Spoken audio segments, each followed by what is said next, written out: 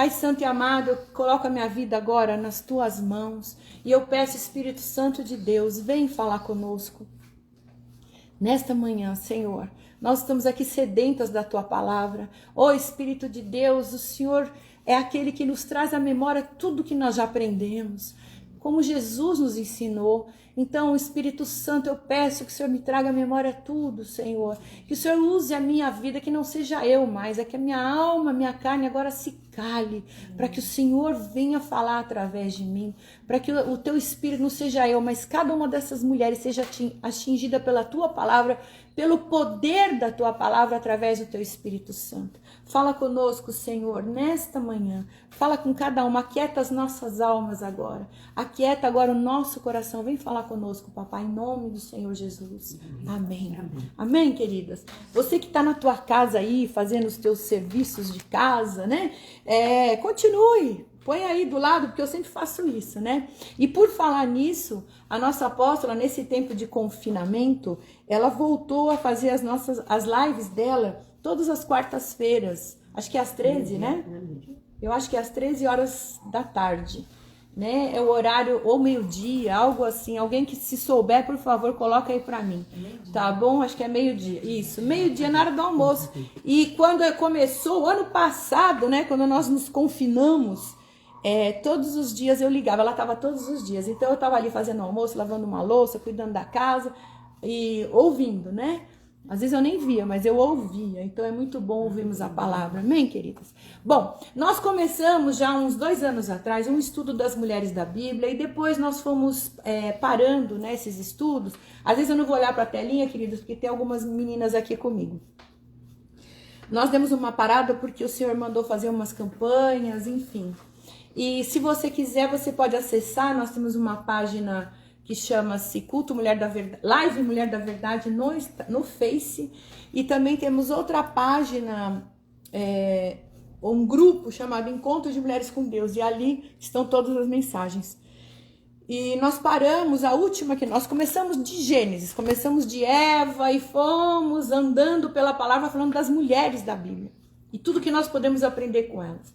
E hoje nós vamos falar de uma mulher cujo nome não está na Bíblia. O nome não é citado o nome dela, mas é uma mulher que é lembrada por coisas muito feias que ela fez. E nós aprendemos com exemplos bíblicos de mulheres de Deus e aprendemos também, a gente aprende o que temos que fazer, porque o nosso objetivo aqui é sermos mulheres que edificam a nossa casa. Amém? Como diz lá em Provérbios 31, nós vamos ser mulheres virtuosas.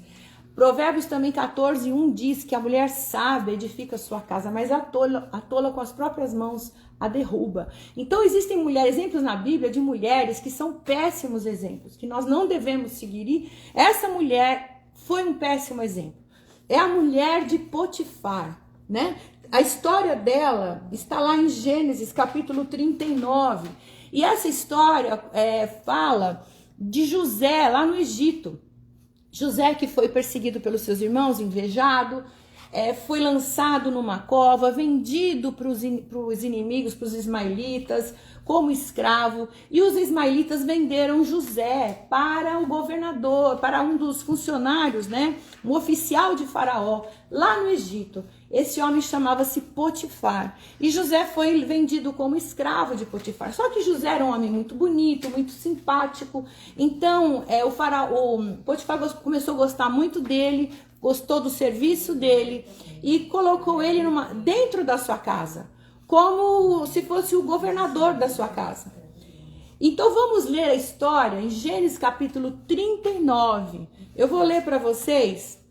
Eu acho que eu escrevi, que eu coloquei aqui na Bíblia na linguagem de hoje. Então, mas você acompanha aí na sua Bíblia, né? A Edna está colocando aqui os textos para vocês acompanharem. No Instagram vai ficar lá na página, viu, queridas? Essa mensagem, depois vocês assistem. O comecinho é meio maçante, a gente fala um monte de coisa, né? Vai dando aviso, mas dá uma adiantada aí no vídeo que você vai ouvir a palavra agora. Então, Gênesis capítulo 39 diz assim. Todas abriram? Dá um glória a Deus aí. Glória a Deus. Amém. E José foi levado ao Egito e Potifar, oficial de Faraó, capitão da guarda, homem egípcio, comprou da mão dos ismaelitas que o tinham levado lá. E o Senhor estava com José, e foi homem próspero, estava na casa do seu senhor egípcio. Queridos, eu estou lendo na linguagem de hoje, tá? A sua tradução pode ser um pouquinho diferente, mas o sentido é o mesmo, tá bom, queridos? É que essa linguagem é mais fácil para aquelas que ainda não conhecem a palavra poderem compreender, tá? Versículo 2, o Senhor estava com José e foi homem próspero, estava na casa do seu senhor egípcio. Versículo 3, e vendo, pois, o seu senhor, que o Senhor estava com ele, e tudo que fazia o Senhor prosperava em sua mão, José achou graça em seus olhos e o servia. E ele pôs sobre a sua casa, entregou na sua mão tudo que tinha. E aconteceu que desde que o pusera sobre a sua casa e sobre tudo que tinha, o Senhor abençoou a casa do egípcio por amor de José. E a bênção do Senhor foi sobre tudo que tinha na casa e no campo. E deixou tudo que tinha na mão de José, de maneira que nada sabia do que estava com ele, a não ser o pão que comia. E José era formoso de porte e de semblante. Então você vê, quando uma pessoa é de Deus, ela tem não